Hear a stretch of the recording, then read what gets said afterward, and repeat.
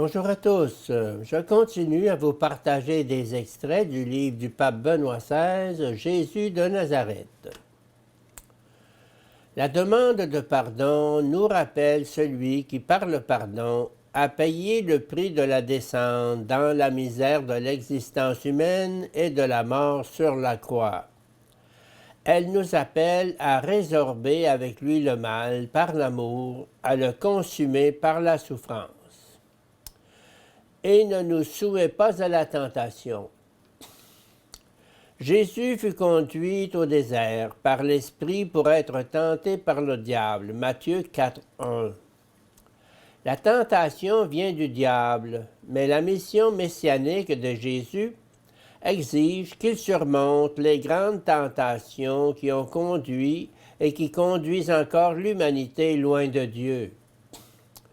Ce n'est pas seulement après la mort, mais en elle et durant toute sa vie qu'il doit, d'une certaine façon, descendre aux enfers, dans le lieu de nos tentations et de nos défaites, pour nous prendre par la main et nous tirer vers le haut.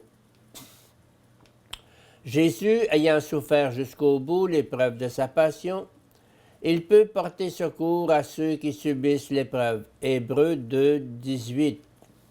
En effet, le grand prêtre que nous avons n'est pas incapable, lui, de partager nos faiblesses. En toute chose, il a connu l'épreuve comme nous et il n'a pas péché. Hébreux 4, 15. Le livre de Job peut aussi nous aider à distinguer entre mise à l'épreuve et tentation.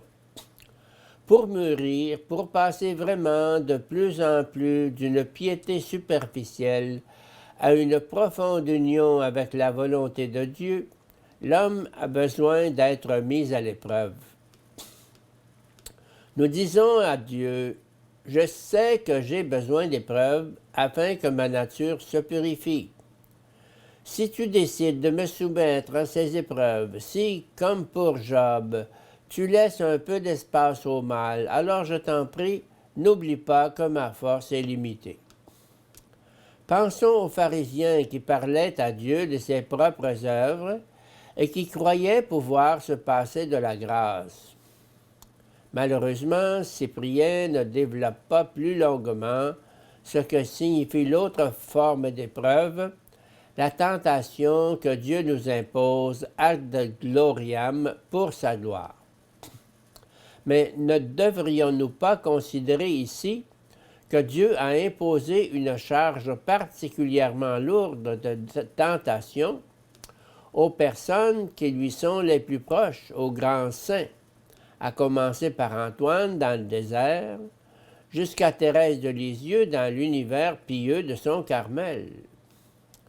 Ils sont appelés à surmonter, pour ainsi dire, dans leur corps, dans leur âme, les tentations d'une époque, de les porter pour nous, les âmes ordinaires, jusqu'au bout, et de nous aider à aller vers celui qui a pris sur lui notre fardeau à tous.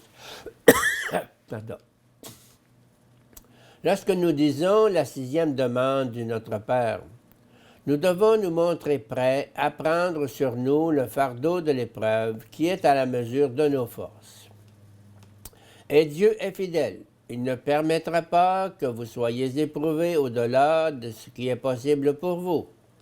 Mais avec l'épreuve, il vous donnera le moyen d'en sortir et la possibilité de la supporter. 1 Corinthiens 10, 13.